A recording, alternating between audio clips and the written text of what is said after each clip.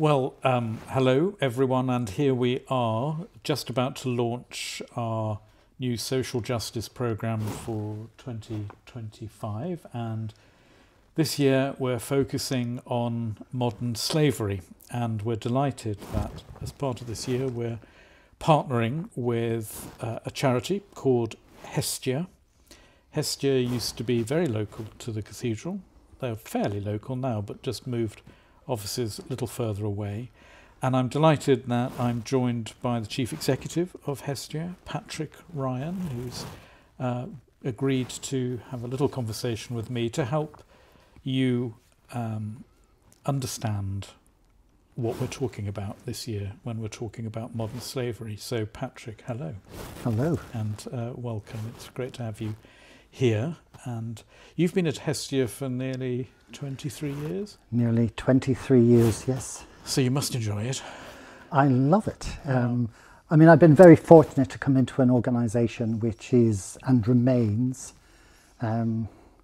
full of incredibly dedicated people who sometimes do the most difficult jobs with incredible compassion, kindness, and enthusiasm.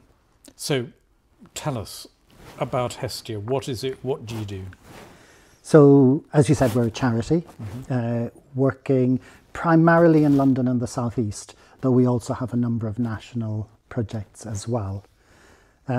We were founded, is the word that people use about charity, but actually we were set up by a group of friends who in the late 60s, 1970, simply decided that they would do something about the number of people that they could see who were living in their community and on their streets.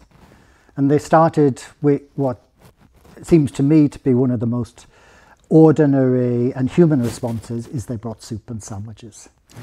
And then from that they found housing, and after the housing decided through the experience of doing that actually many of the people either had mental health problems which led to them being on the street, or actually their mental health was adversely affected by the experience of sleeping rough.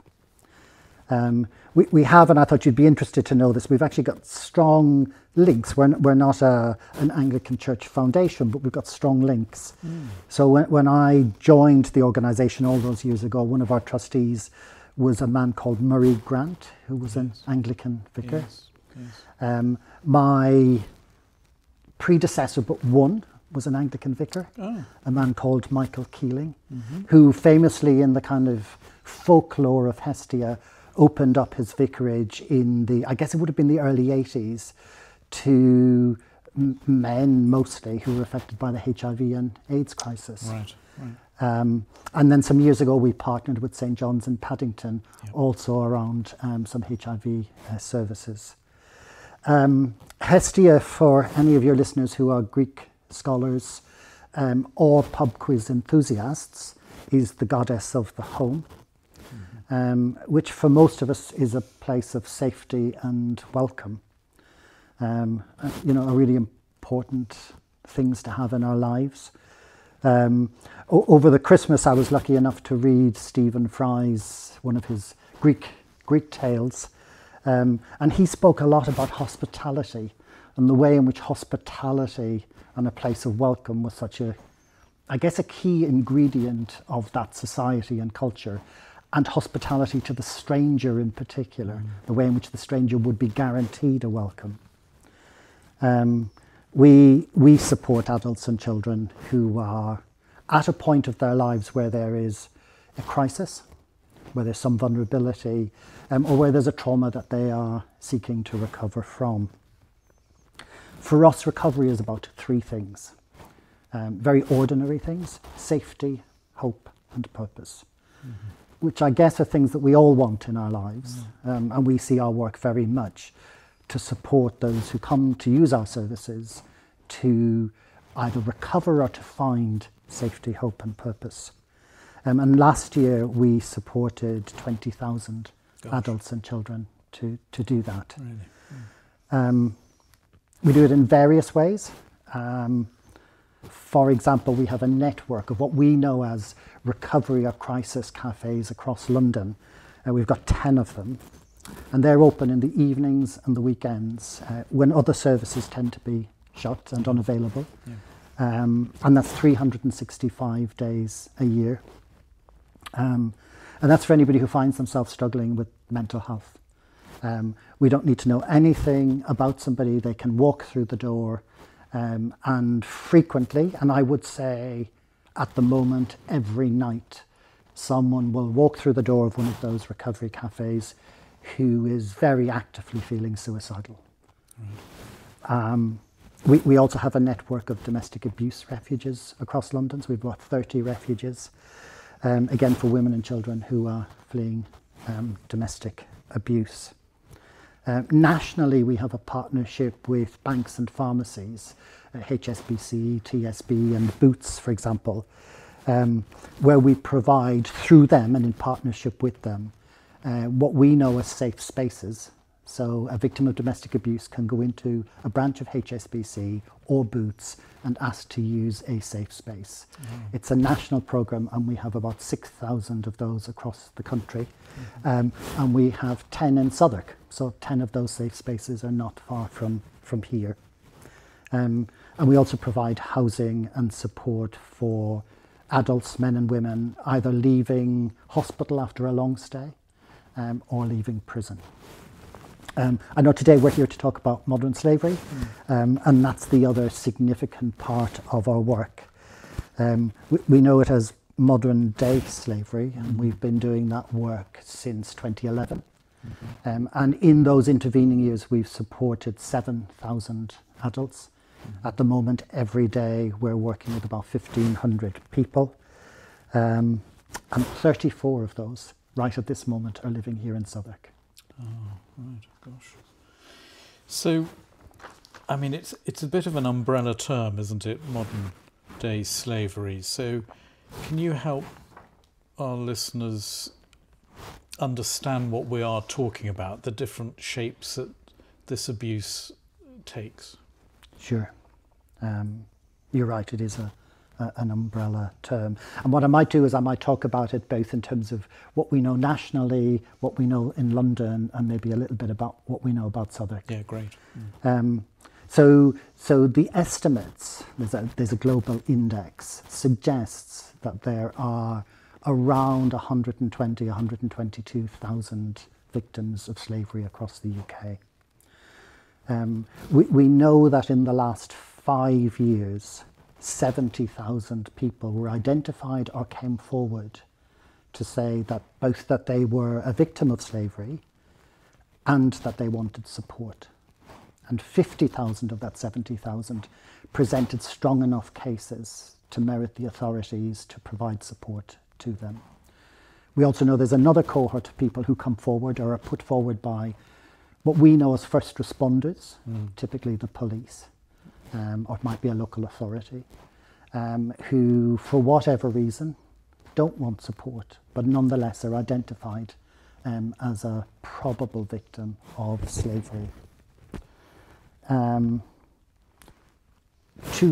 of those who are currently referred or refer themselves or are in service are men. Right. So it's 2/3 men and 1/3 women. I'm talking about adults now rather than children. For men, they are most likely to have been exploited through labour exploitation or criminal activity or a combination of the two. Whereas women typically, and again there will be exceptions, are more likely to have been sexually exploited or something which we call domestic servitude, or a mixture of the two. Yeah. So that's nationally, that's the national picture. Turning to London. Yeah. Last year we commissioned a report and we looked at 3 pieces of evidence. So we got the Met data on the incidence of modern slavery across London in 2023. And at the same time, we did a survey of the British public and parliamentarians just before the election.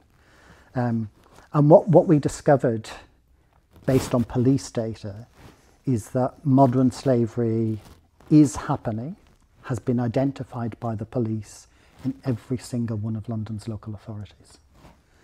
They had identified in the region of 1,200 incidents of slavery in 2023. And an incident might involve more than one person, so yes, it's 1,200 incidents, maybe more individuals. So although we've worked with survivors, the 7,000 people we've worked with since 2011, from 70 different nationalities, Gosh. 2/3 of those adults say that they were exploited here in the UK, so their experience of slavery, the exploitation, took place here. And currently, and most people are very surprised to hear this, British victims, and again I'm talking about adults, make up the second largest group of identified survivors. Is that after Albanians? Yes, Albanians are the largest group currently, Yes. and then British. And I think the third group is Vietnamese. Yeah. And although, so this survey also showed that although it is happening in every London borough, both politicians and the public at large recognise it as a global issue. They know it's happening. They absolutely have no awareness that it might be happening on their streets and in their neighbourhood. And yet those statistics, 1,200 across London in 1 year, tell us that pretty much everybody will be in the neighbourhood of that kind of exploitation. At the same time, what the public told us in that piece of research, which we call On Our Streets, is that they don't believe that the government is doing enough to address this issue. And really high percentages, just over 80%, believe that the government should do more, not only to prosecute perpetrators, and prosecution rates are woefully low, but actually the government should do more to support victims and survivors. No. And then just in terms of Southwark, that report also showed that in the 5 years, over the last 5 years, there were between 55 and 70 cases identified in Southwark.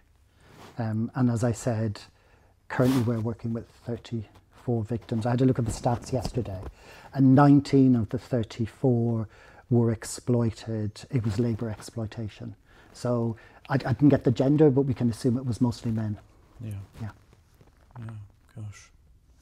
So we're talking about labour exploitation, often in construction. It may be construction. I mean, the kind of examples that have entered into the kind of urban myth are very much around car washes and nail bars. I mean, they're the ones that everybody can name. I'm sure many of those listening might be aware of a very recent case involving a McDonald's franchise, Yes. which there was a large group of people who were being effectively held as slaves and exploited. Their documents taken away, no breaks, and made to work incredibly long hours. And domestic servitude. And there's the county lines, which often is using children. That's right, yeah. Can you tell us a little bit about the county lines? Because people read about it and I think often wonder what we're talking about there. What's happening there? So county lines, and you're absolutely right, is a form of exploitation that tends to involve children rather than adults. And so the work we do is mostly with adults, but we are seeing children who have come in through county lines exploitation because of age coming into our services as well. And typically, and this will be probably the example that most people are familiar with, is it is around some kind of criminality, typically and best known drug transportation and drug sales. And the young people are used to carry those as a way of making profit from drug sales. Yeah, I see. Forced marriage as well, which is very different from arranged marriage. This is a completely different thing. It is, yes. Also is imprisoning. It is. And then I was talking to somebody about when people are trapped, they become dependent in debt to people, so that they're asked to go and deliver a package, and then it's arranged that they're beaten up. The package is gone, and then suddenly they're in debt to the person who gave them the package, and that debt is so large it could never be paid off. They're continually in debt. Yeah, it's a very typical scenario. Yeah. In fact, about 2 years ago, I supported one of our clients for 2 years so that I would understand what my client-facing colleagues are doing every day. Yeah. And the man I supported, who, as it turned out, we almost shared a birthday from the same year, had been in this country a very long time but spoke very little English. And we worked together week in, week out over 2 years. And his story broadly, and again is not an unusual one, is his child, his very young child, needed surgery. He didn't have the money. He borrowed the money, and as part of the deal he was required to come to another country and to work for no payment. Yes. And exploited in all the ways that we know of. It was really humbling because I knew he liked me, but I'm not sure he was ever able to trust me or any others based on what he'd seen and experienced. And you mentioned the word hospitality, but when I was doing my research, I was quite shocked at just how much exploitation can take place in what we call the hospitality services in restaurants. So stories of people who are working in the kitchens, even waiting, who are then locked up in the premises at the end of the day. You've come across this? We've come across that in the hospitality and services sector. That's not unusual at all.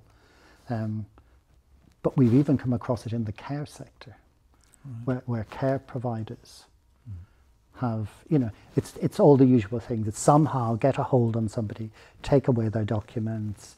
They are completely tricked into believing that this is what they must do.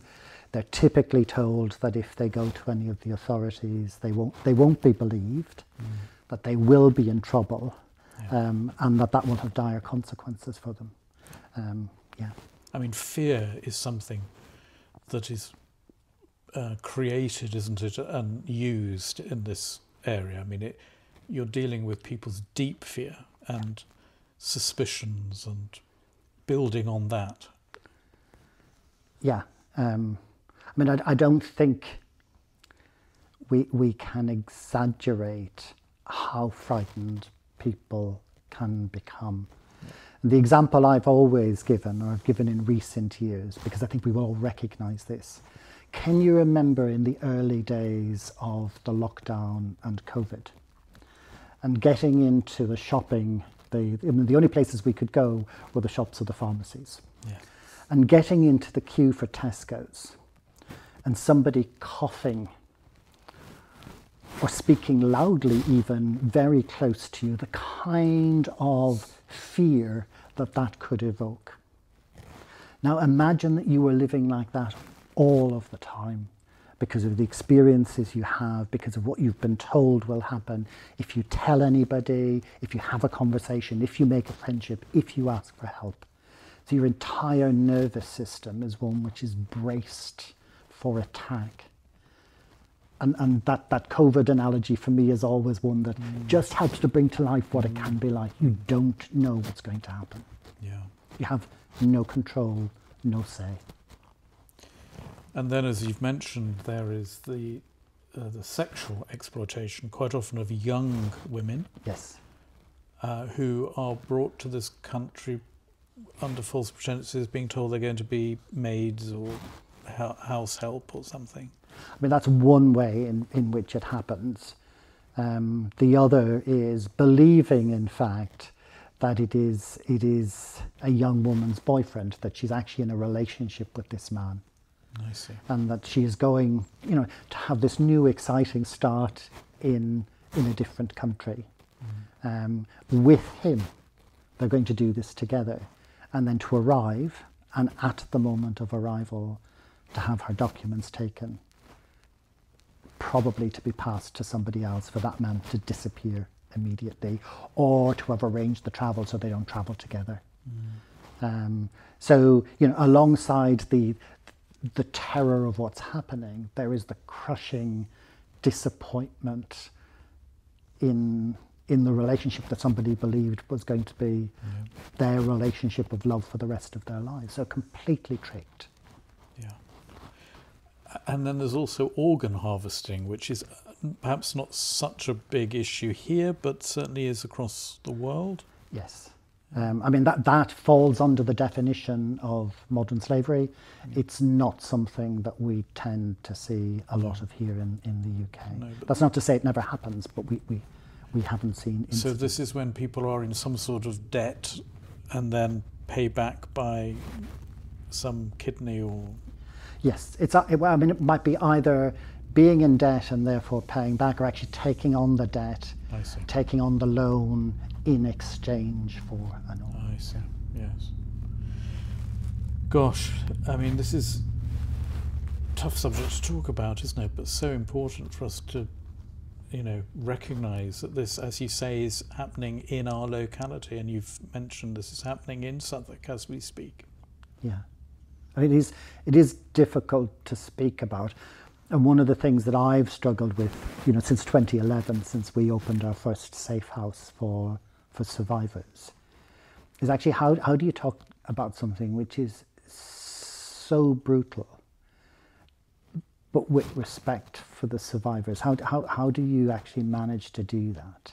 It's really difficult. And presumably difficult for the survivors to speak about.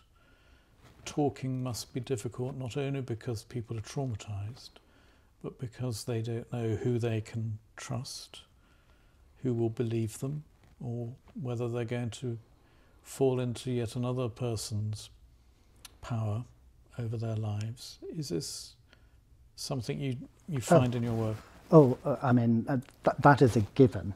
Yeah. And in fact, in terms of the work that we then do with survivors when they come to us, and we work, all of our work we seek to have informed from the kind of evidence and principles around how to support somebody who has suffered a significant trauma and is traumatized, and how to build and tap into their own resilience and strengths. And the very first part of that, and in fact, if you don't get this right, you're not going to be able to do very much afterwards, is building that trusting relationship. And I said earlier, for us, the three markers of recovery are safety, hope, and purpose. And actually, if and our staff are incredibly skilled at doing this. It's building a relationship in which somebody can perhaps not trust completely, but can begin to give an element of trust, can begin to feel just safe enough to reveal, for example, one of the things that we would do would be to register somebody with a GP.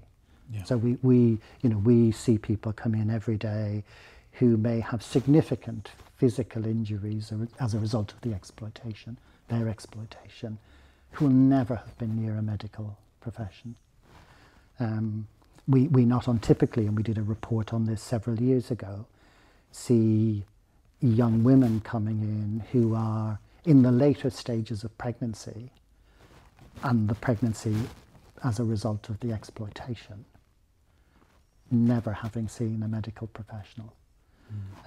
So the kind of trust that has to be very quickly established in order to get somebody to what they need is a key part of what we do.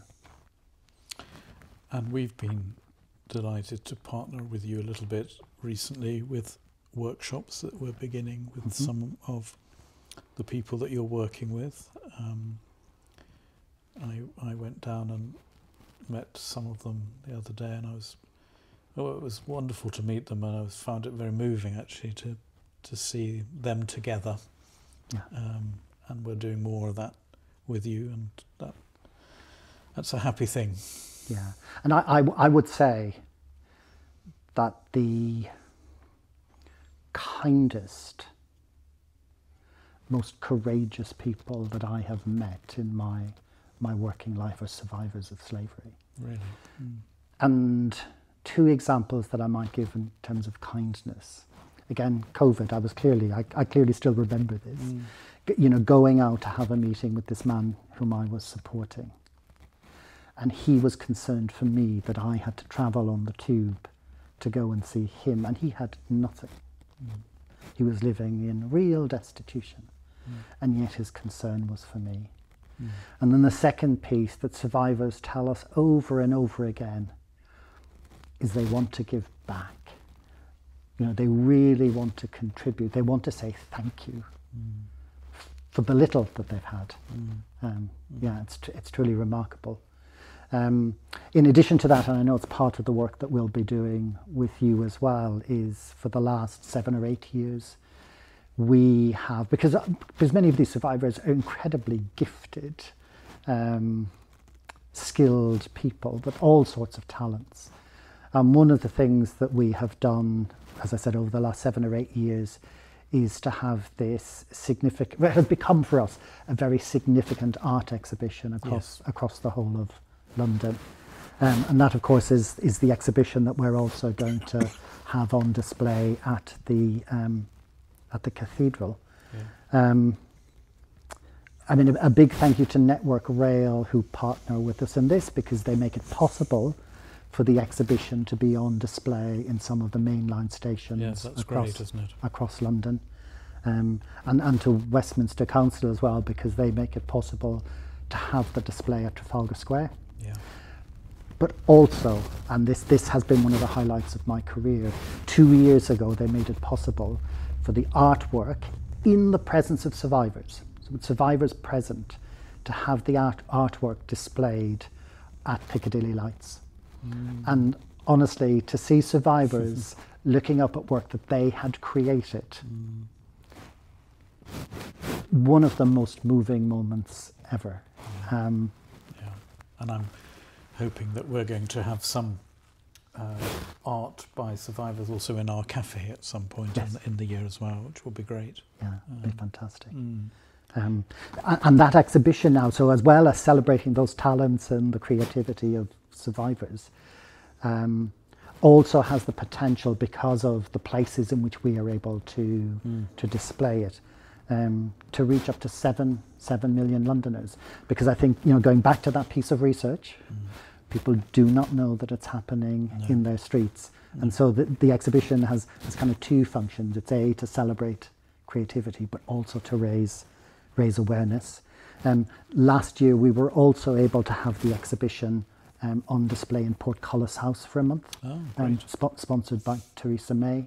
And again, in the light of the research, where politicians often don't really get how local and how present this is, that felt like an important initiative. My dream is that we'll also get to show the exhibition in some of London's big galleries, which would be another way of bringing it to a different section of the public.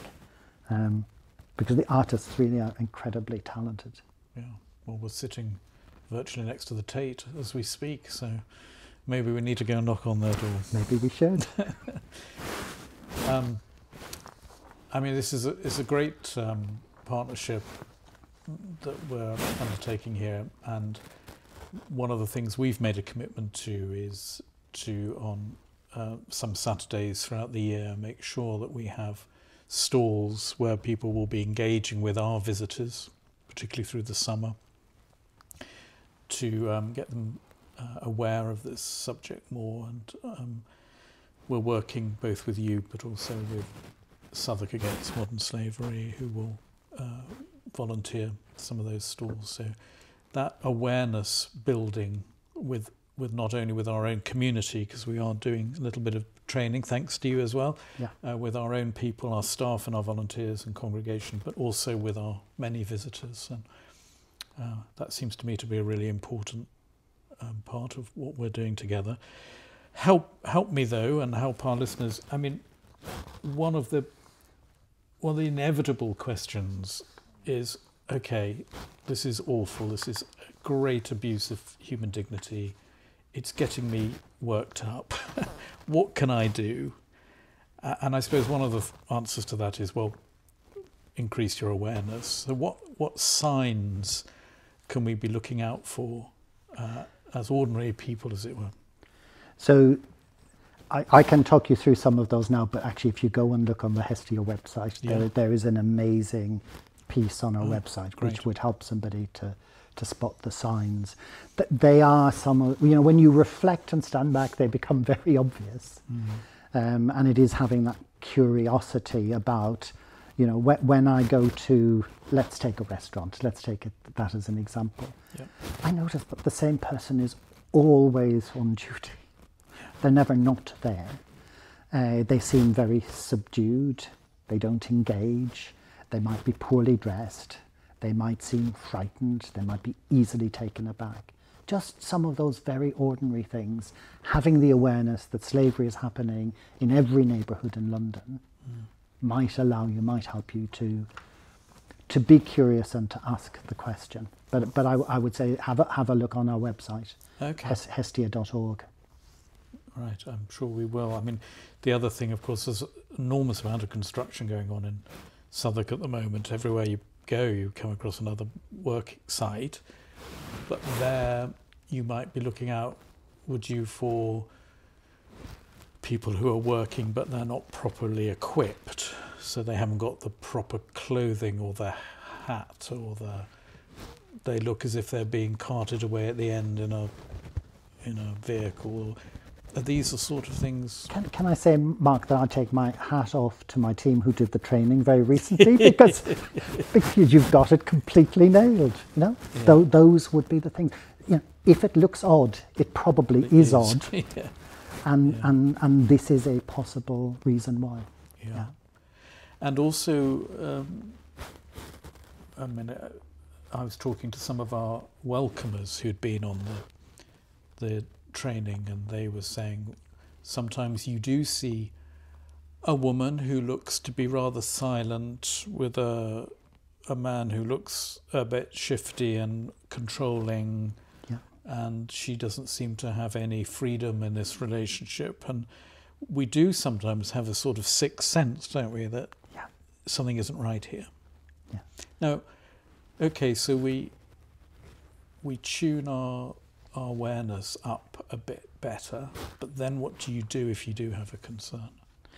So I get there's a couple of options here. So there is a modern slavery helpline, and again the details are on Hestia's website. So going to that helpline to talk through the suspicion is one option. If somebody themselves, somebody listening to this, feels that they might well be a victim, because I think it's the other piece that we struggle to get our heads around. People don't have a name for this. It's not like it's an option that people are considering. And so if somebody thinks, oh, this might be the thing that's happening to me, that there is actually a confidential referral line. Again, the details for that are on our website, and I would urge anybody who even has the suspicion that this is what's happening in their circumstance to call that line and to get some help. I mean, if anybody is in immediate danger, it is a call to the police. That's the obvious thing to do. Well, we've covered quite a lot there, and we're going to be covering it a little bit more over the coming few months. We've got some talks where people can bring their questions and engage with a trainer and so on. Is there anything that you haven't said here now that you really want to say to our listeners as we launch this year? I suppose, as well as asking the question, how would I know? I would imagine there might well be some people asking, well, what can I do? And as well as the things we've talked about around training, awareness raising, and those actions. And I really want to emphasize this, that, just because somebody has escaped, they're not physically, because they may well be psychologically, but not physically in the clutches of their exploiters. They are often surviving on food banks and the kindness of strangers. And we have some amazing supporters but there's a lot of need, and so we're always looking for people who want to get involved, both to support us, and that might be as a donor, but also to be part of the projects that we do in the way that the cathedral is partnering. We have about 1,000 volunteers at Hestia across all that we do, so there are great opportunities for volunteering. One of the things that we've really struggled with is that legal aid in this country has collapsed. And only a third of survivors don't have access to legal aid. So we have now created and launched a legal hub with half a dozen law firms. But if anybody happens to be in a law firm and wants to be involved and support that, a housing provider, we need a lot of low-cost housing. And maybe finally the pitch to the galleries, if there is a gallery listening. I think we're going to... If you don't come to us, we'll come to you. We're going to put our heads together about that one, I think. Because I think, as you say, that's an obvious place to have a small exhibition that reaches a lot of people. Yeah. Though I'm up for a large exhibition myself. A large exhibition that reaches millions of people. Yeah. Well, this is very exciting, I think, what we're doing here together, and it's been a huge pleasure for me to work with you and your team in planning this year. Thank you for that. And is there one last thought that you have for us as we try to, as I was saying, sort of deepen our awareness and get a little bit more intentional about this subject rather than just sort of saying, oh, it's awful? My last comment or thought would be to say thank you. I think we have some exciting plans in train. I think they will provide a platform for lots of opportunity and lots of opportunities to respond and make meaningful change. Great. Well, Patrick, thank you so much for this conversation, which I know a lot of our people will be very grateful for as we set out on these months together, and I really look forward to seeing more of you. Thank you.